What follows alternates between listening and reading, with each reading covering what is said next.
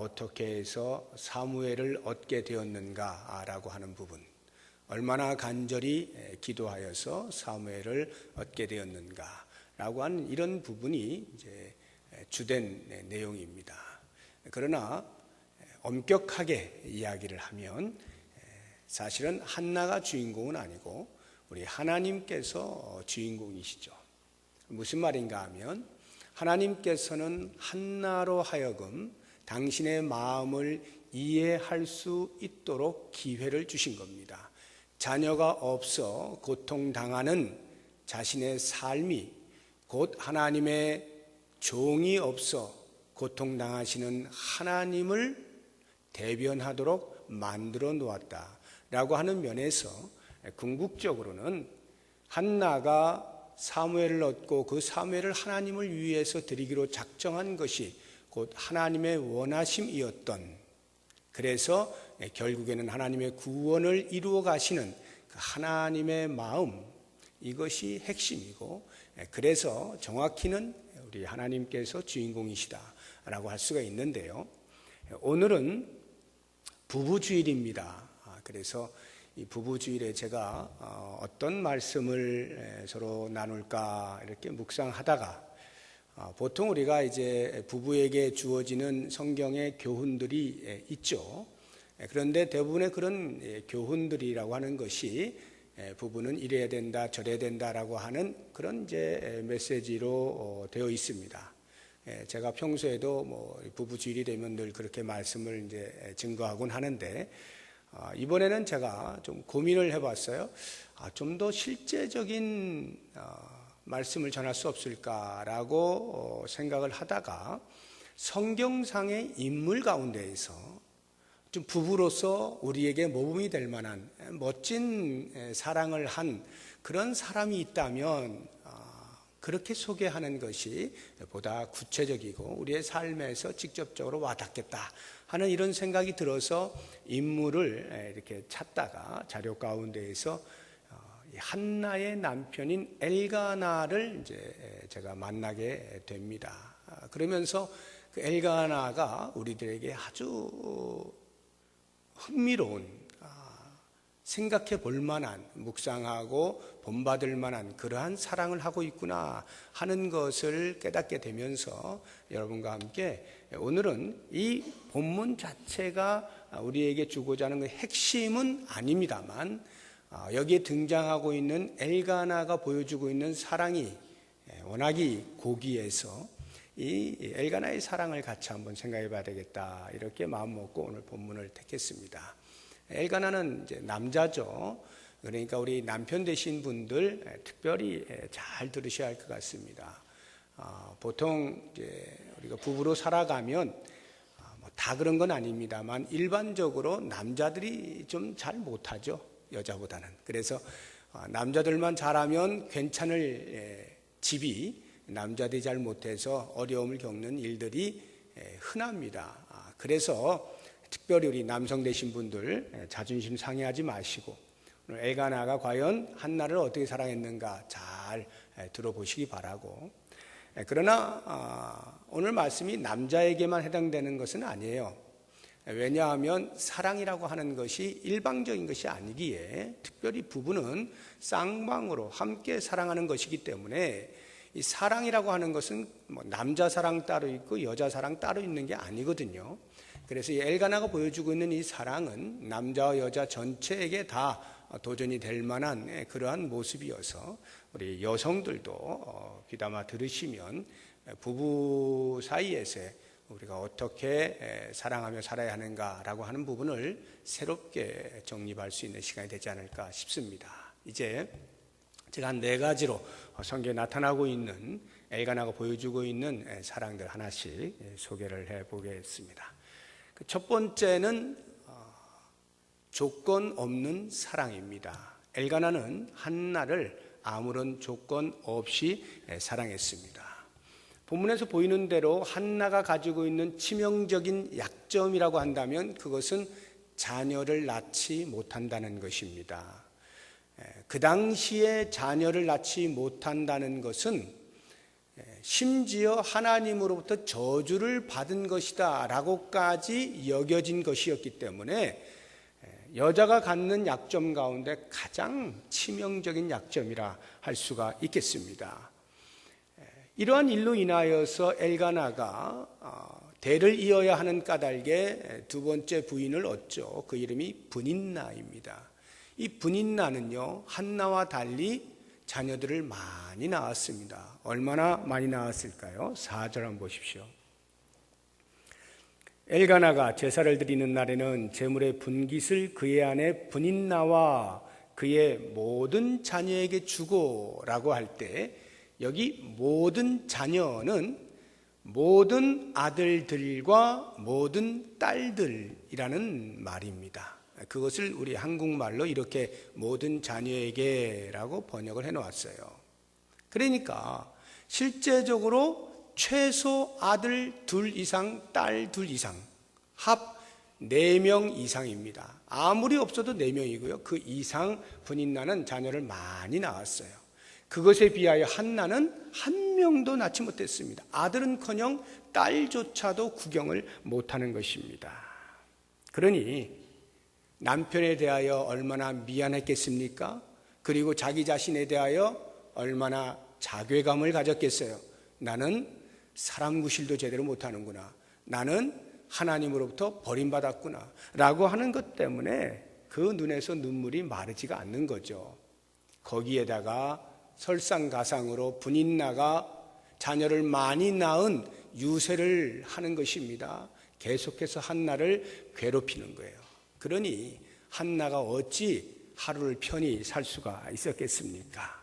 이런 상황에서 엘가나는 과연 어떻게 했을까? 우리가 상식적으로 생각하면요, 엘가나도 분인나와 별 다를 바 없이 그 부인 한나를 멸시할 수 있었습니다. 당시 사회상이 그래요. 자녀를 낳지 못하면 아내 구실을 하지 못하는 것이기에 얼마든지 박대할 수가 있었던 거예요. 그런데 이 엘가나는 그렇게 하지 않습니다. 사실 박대하지는 않더라도 그냥 조용히 지내고 사시오 라는 정도만 해도 괜찮은 남자예요. 그런데 이 엘가나는 그렇게 하질 않습니다. 오히려 약점이 있는 한나를 더 깊이 감싸주고 더 사랑하는 모습을 볼 수가 있습니다. 5절을 한번 보십시오.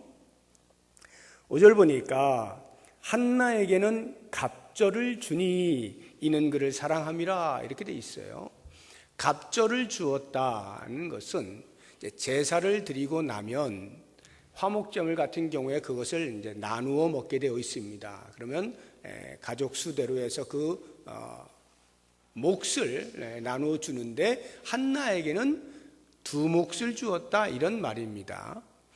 그런데 여기 이 갑절이라고 하는 이 말이요, 영어 성경들을 보게 되면 전부 똑같이 번역해 놓고 있지는 않아요. 어떤 성경, NIV 같은 경우는 대표적으로 two portion, 갑절이라고 이렇게 이야기했지만 또 다른 번역본들은 그냥 one portion, 한목, 또 다른 한목 이렇게 번역을 해놓은 성경도 있고요.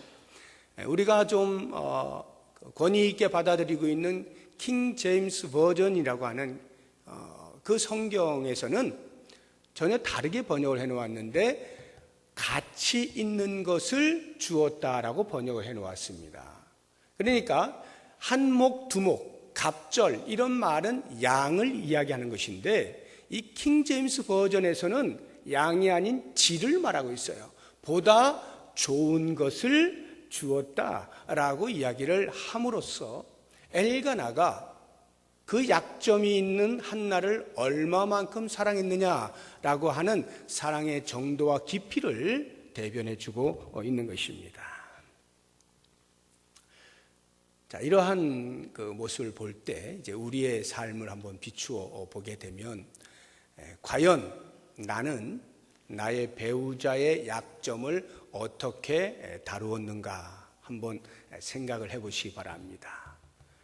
10년, 20년, 30년 길게는 40년, 50년 사신 분들도 계실 텐데 그동안에 나는 내 배우자의 약점을 어떻게 취급해 왔느냐라고 하는 부분입니다. 농담입니다만 이제 저희 집 같은 경우에 제가 약점이 있습니다. 제 아내도 약점이 있는데 둘 다 동일하게 이 발에 약점이 있어요. 무슨 약점이냐면 저는 무좀이 있습니다. 우리 집사람은 발이 이티 발가락 이게 무용을 해가지고요. 이게 다 휘어 있어요. 이렇게 휘어 있고 이 마디가 이렇게 딱지가 어마어마하게 이렇게 돼 있습니다. 제가 그 발 보고 깜짝 놀랐습니다. 이게 사람의 발인가? 깜짝 놀랐는데요. 우리 집사람은 제가 무좀이 있다는 것을 알고 깜짝 놀랐습니다. 그리고는 농담 삼아 하는 말이 무좀이 있는 줄 알았으면 결혼 안 하는 건데 이렇게 이야기를 하더라고요. 저는 차마 그 말까지는 못하고 이티 발가락인 줄 알아서 내가 결혼 안 하고 그런 건 아니니까 그런 말은 안 했습니다만 아무튼 이제 농담이지만 이제 그런 그 약점을 우리가 이제 알아가게 되죠. 그럴 때 과연 나는 그 상대방의 약점에 대해서 어떻게 말을 하고 어떤 생각을 가졌느냐라고 하는 것입니다. 그 약점을 이렇게 드러내면서 그것을 빌미로 해서 주도권을 잡으려고 하는 그러한 마음은 없었습니까? 그런 약점이 나에게 강점이 되어서 내가 할 말이 있게 만들어 주어서 상대방을 나에게 꼼짝없이 만들고자 하는 그런 마음은 없었느냐라고 하는 것입니다. 우리가 지금까지 살아보지만 배우자가 약점이 없어서 우리가 사랑하고 사는 사람은 이 땅에서 한 명도 없을 겁니다. 약점이 있음에도 불구하고 사는 거죠. 그 사는 것이 그렇게 사랑하는 것이 참 사랑이에요. 약점을 보호해주고 약점을 내가 안아주고 그러면서 사는 것이 부부의 참 사랑이다라고 하는 것이죠. 이 엘가나가 약점을 더 감싸지 않습니까? 한나가 자녀가 없는 것에 대한 그 열등감을 가지고 있을 때 갑절을 주면서 더 가치 있는 것을 주면서 오히려 감싸는 것은 나는 당신을 약점과 상관없이 사랑합니다 라고 하는 것을 보여주고 있는 태도다라고 하는 것입니다. 많은 사람들이 이런 이야기를 해요. 이렇게 약점에도 불구하고 사랑하며 산다라고 말을 할 때 누구는 안 그런가? 우리도 다 그렇게 살아온 거 아니야. 만약에 약점이 있어서 못 살겠다 하면 벌써 이혼했지 우리가 지금까지 살 수 있겠느냐라고 반문을 하실 겁니다. 그러나 약점이 있음에도 불구하고 결혼했기 때문에 자녀를 낳았기 때문에 어쩔 수 없이 사는 것. 한번 결혼했는데 사람들 눈도 있지 어떻게 이혼하나 해서 어쩔 수 없이 사는 것. 그것과 약점이 있음에도 불구하고 그 약점을 오히려 내가 감싸주고 덮어주면서 사랑하며 사는 것은 전혀 다른 이야기입니다. 대부분 우리들은 전자 아닙니까?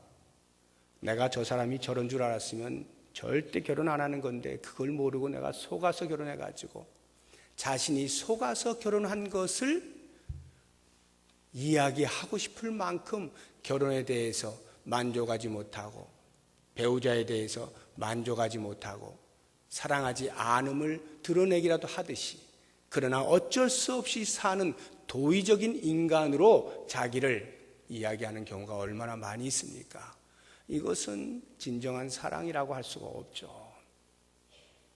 진정한 사랑은 약점에도 불구하고 어떤 조건 때문이 아니라 그 사람을 사랑하는 그 자체로 함께 살아가는 것, 이것이 부부가 아니겠느냐라는 생각이 듭니다.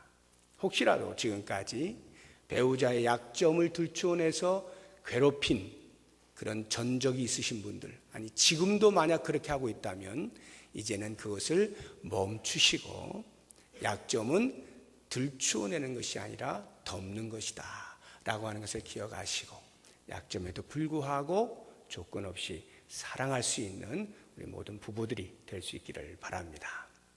두 번째는 엘가나가 보여주고 있는 사랑은 한결같은 사랑입니다.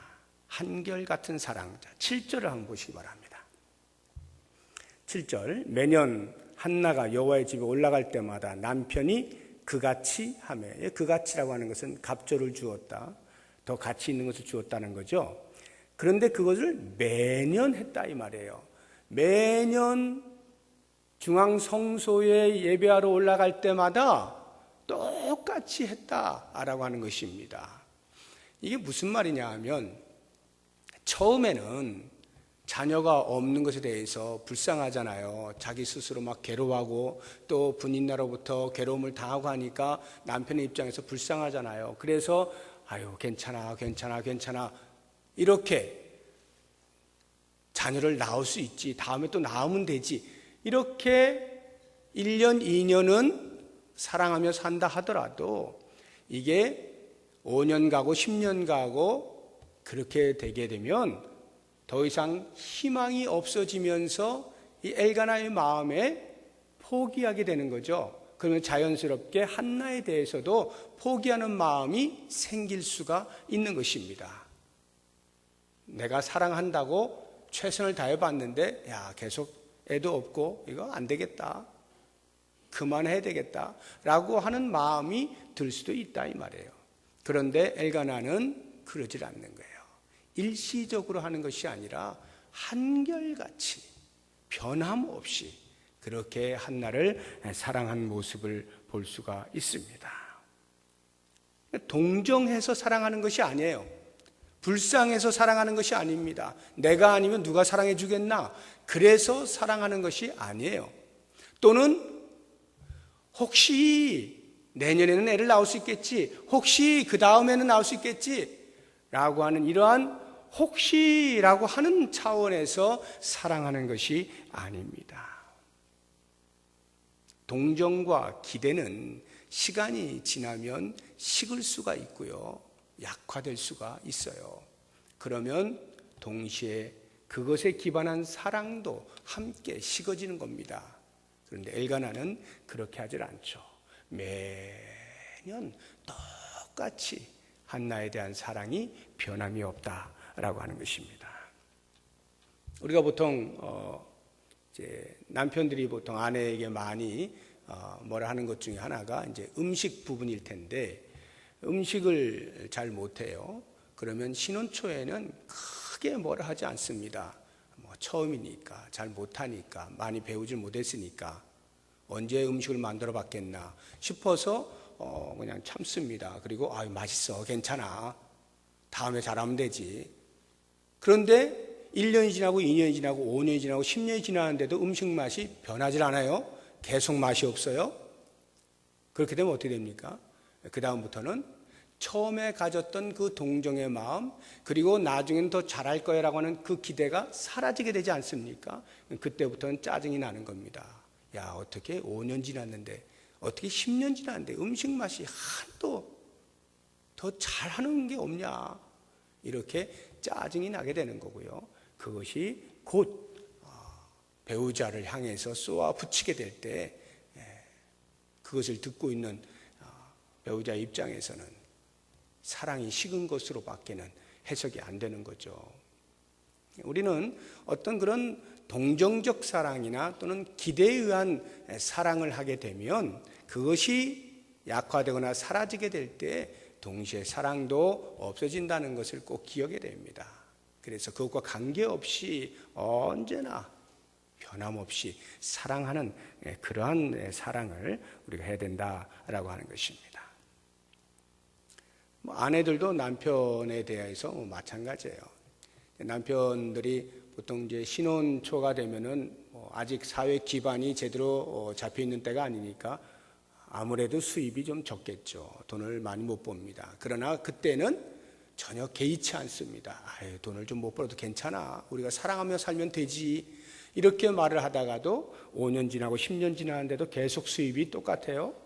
그러면 슬슬 투정을 부리기 시작하는 겁니다. 아유, 어떻게 좀 더 벌어와.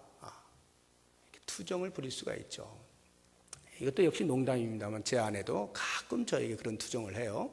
돈이 긴급히 필요할 때 가서 투자 좀 뛰지, 이렇게 농담을 합니다.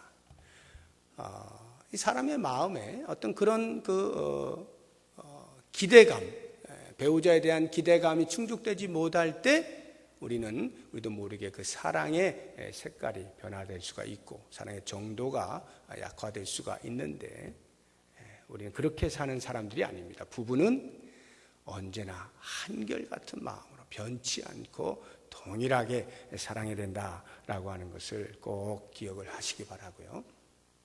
이제 세 번째로 엘가나가 우리에게 보여주고 있는 사랑이라고 하는 것은 너 중심의 사랑입니다. 나 중심의 사랑이 아니라 너 중심의 사랑이에요. 한나가 지금 매우 슬픔 가운데 있죠.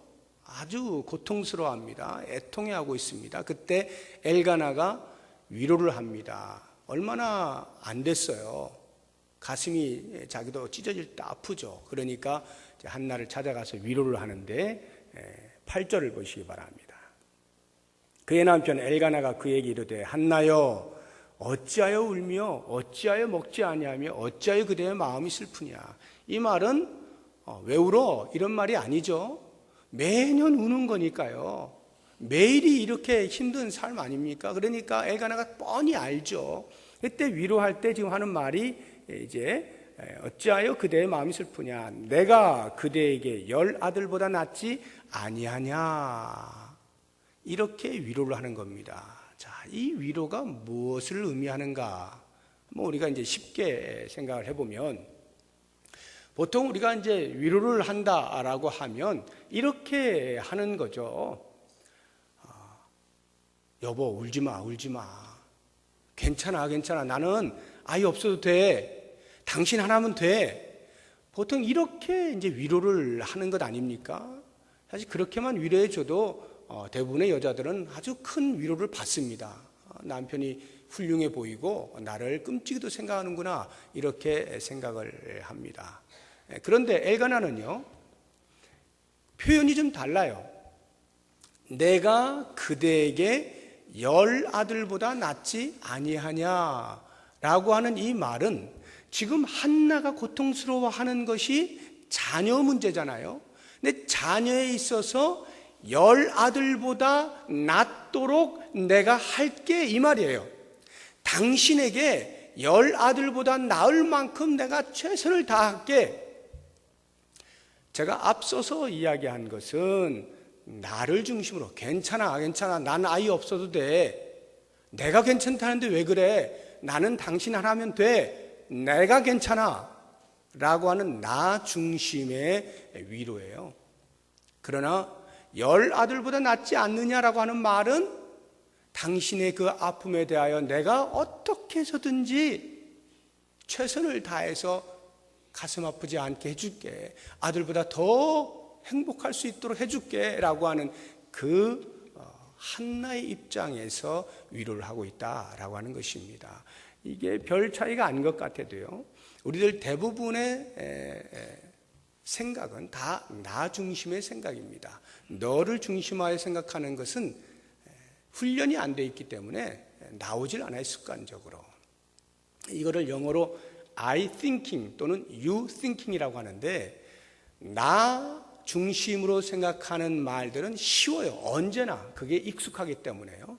그러나 너를 중심으로 상대방의 마음을 중심하여서 그 마음을 헤아려서 말한다는 것은 우리가 잘 해보질 않았기 때문에 쉽지가 않은 것인데, 이 엘가나가 바로 그러한 시도를 하고 있다라고 하는 것을 보게 됩니다.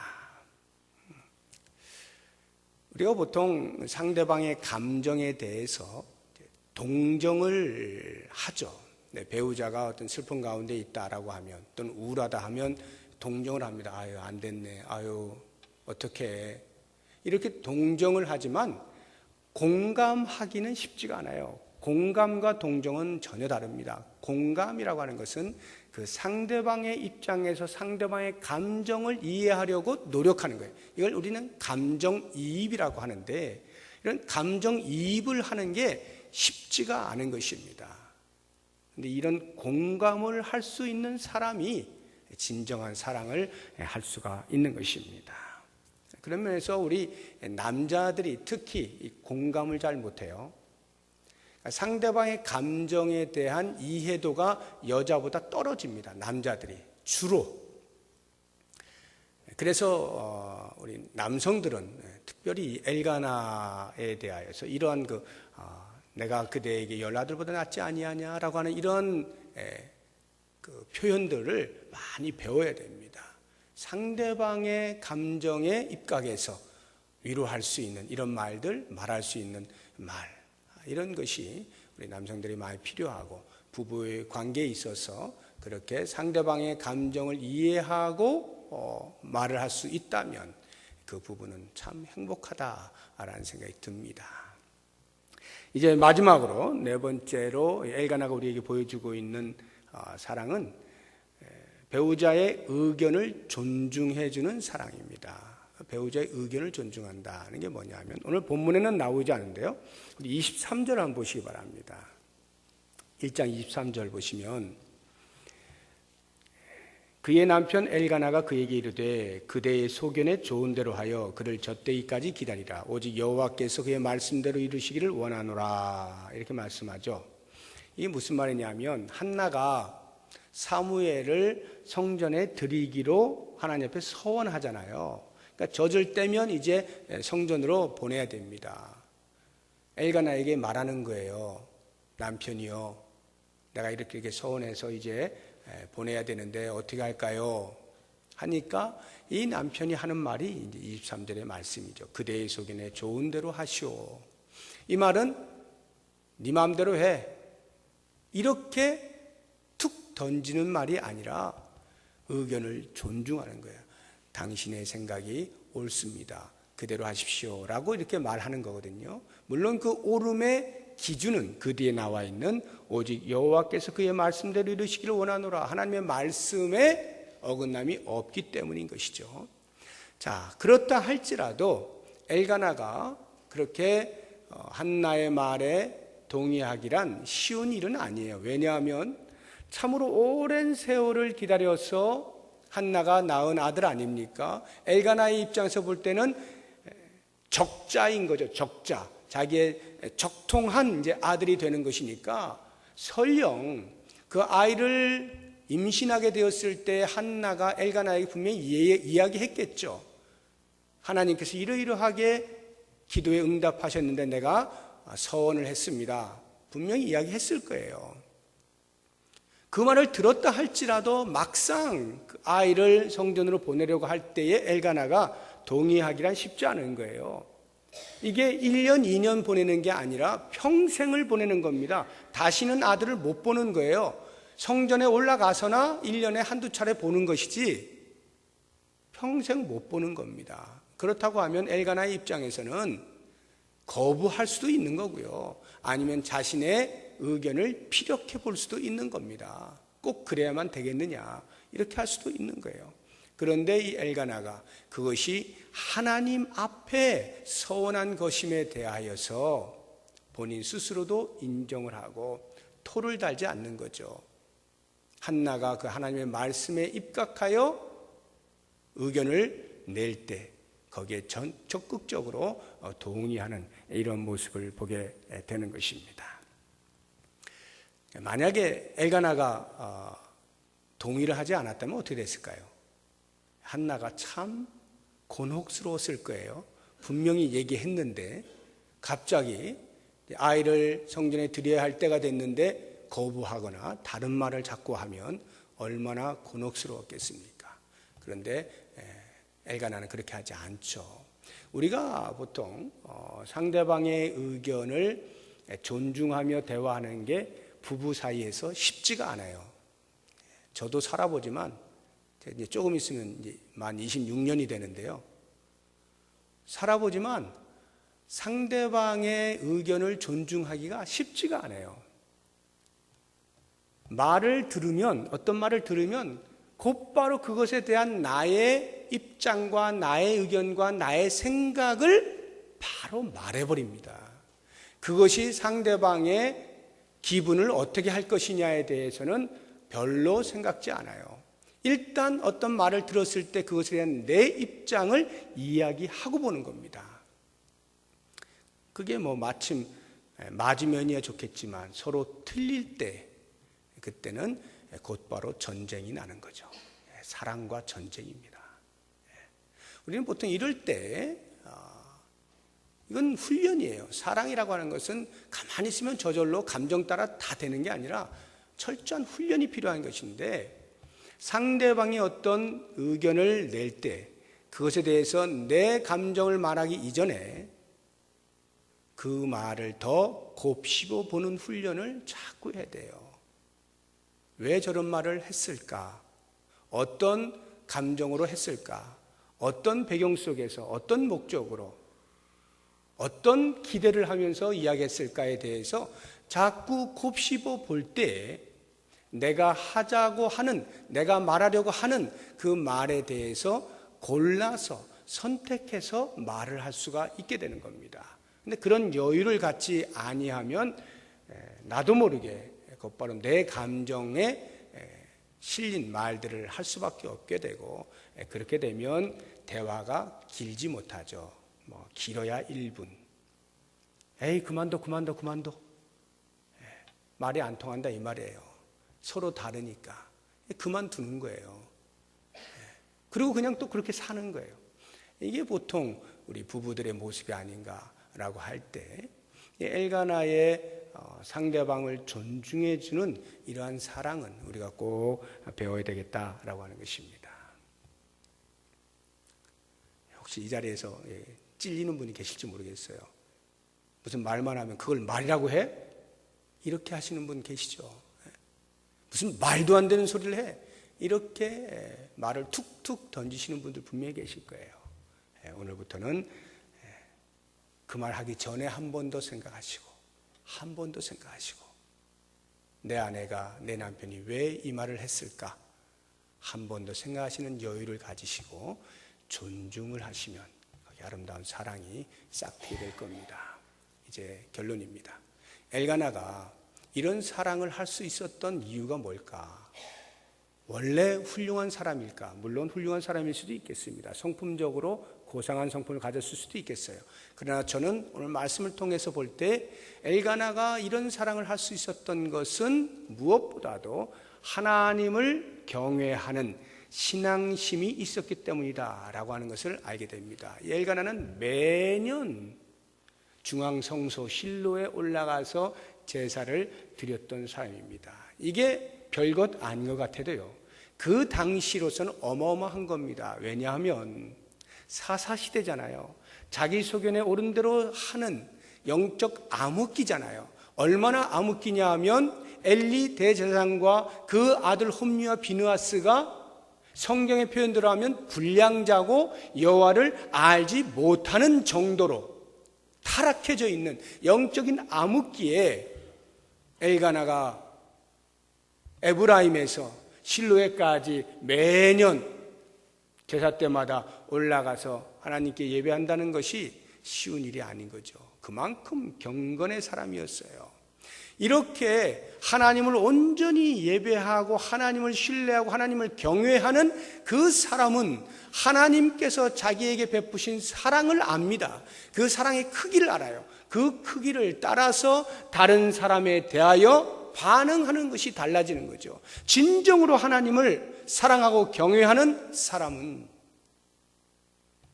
상대방의 약점을 들추기보다는 덮어주려고 하는 것이 당연한 것이고요. 잠깐 하다 마는 게 아니라 지속적으로 사랑하는 것이 당연한 것이고요. 나보다 남을 낮게 여기면서 상대방의 입장에서 이해하고 배려하고 생각하려고 하는 것 당연한 것이고요. 무엇보다 하나님의 말씀 앞에 서라면 토달지 아니하고 존중하는 이러한 사랑의 모습, 이건 전부 하나님을 경외하는 신앙심에 근거한다는 것을 꼭 기억하시면서 남자 성도들이든 여자 성도들이든 무엇보다 먼저 하나님을 깊이 사랑하시고 하나님을 경외하시는 신앙에 반듯하게 서셔서 나에게 동반자로, 인생 동반자로 주신 내 배우자에 대해서 엘가나와 같은 이러한 사랑으로 아름다운 부부의 삶을 사시기를 주의 이름으로 축복합니다. 기도하겠습니다. 하나님 아버지, 우리를 부부로 짝지어 주셨는데 우리가 그것을 너무 쉽게 생각하거나 소홀히 여기거나 그냥 어쩔 수 없이 지내는 관계로 살아오지는 않았는지 돌아봅니다. 주를 사랑하는 것처럼 내 배우자를 전심으로 사랑할 수 있는 삶이 되게 하여 주옵소서. 그래서 그 부부의 아름다운 사랑을 통해 가족 전체가 사랑의 공동체가 될 수 있는 축복을 허락하여 주옵소서. 예수님의 이름으로 기도드립니다. 아멘.